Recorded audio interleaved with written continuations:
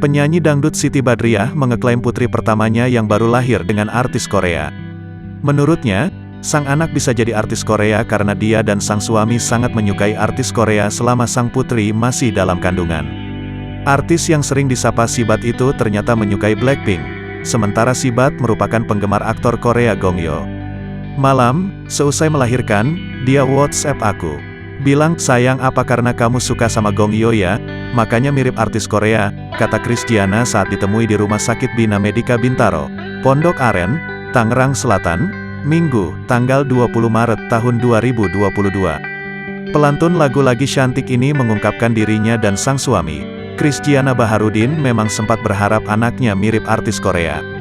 Namun, saat terlahir sesuai harapan, Chris justru bingung melihat paras sang putri. Bayi yang dikenal dengan panggilan baby fruit tersebut rupanya memiliki mata sipit khas orang Korea.